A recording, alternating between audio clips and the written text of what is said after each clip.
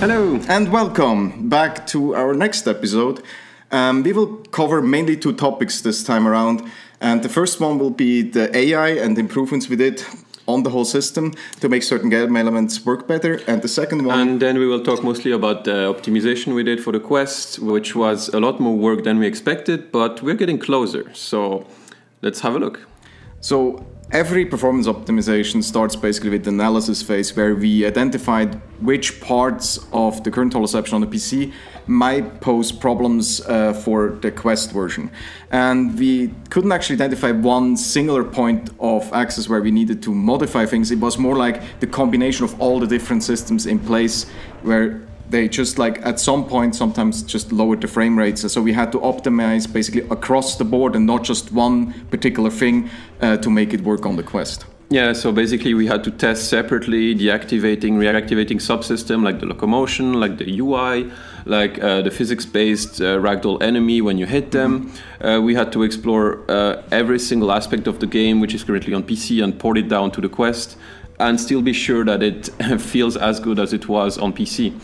Of course, there is no free launch, so we basically had to like remove some part, but still maybe fake them in some way that it still feels very natural, that you can fight with all the weapons we already had on PC, like the guns or the sword, that you can grab them. Stab them. Now that's a new feature, that you can dismember them, and that should all feel like fully physics-based and natural. So we had to do a lot of stress test.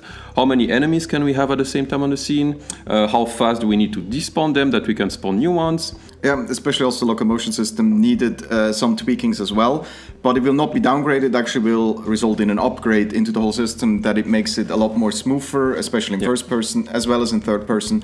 And we even managed to get it to a point where we can do new things with the locomotion system which were not fully possible before. But we will talk more about that at some point in the future. Yeah, the whole system basically was refactored, but we are planning to go more into details next week.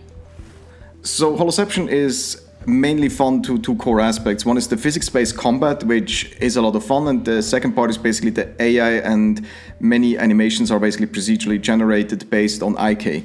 The main problem is that our current enemies in the game were limited in their capabilities to have memory, to have sensors to detect the environment, etc. Yeah, it was mostly an arena fight game, which we're trying to improve now to make like a more progressive approach, that you can go through rooms, you can like sneak behind enemies, and of course for that we need a smarter AI.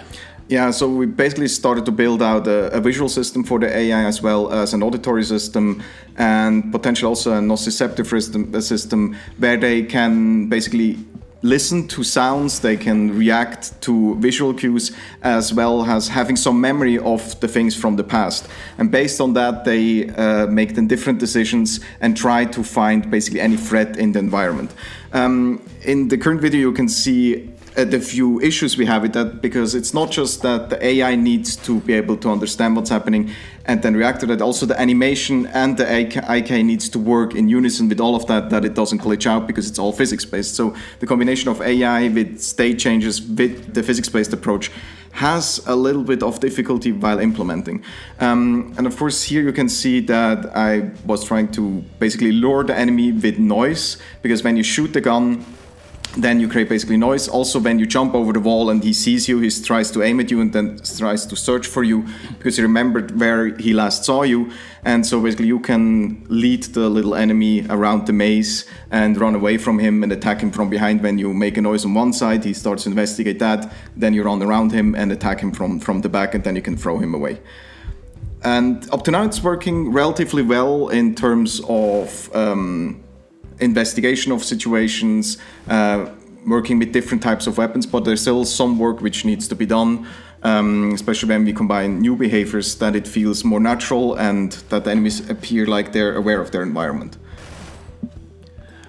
So here it was a little funny bug we encountered when we basically upgraded the shaders, because you know the players and enemies, they have an outline effect, and basically the main material was broken, so only the outline was visible, so basically inverted the colors. The player was white and the enemy were black, which was quite funny. And all the weapons of course also had basically only the outline shown, which made for some fun little visual effects which we wanted to share with you. And here you also see a glimpse of the other few features of minimap, etc. we are working on.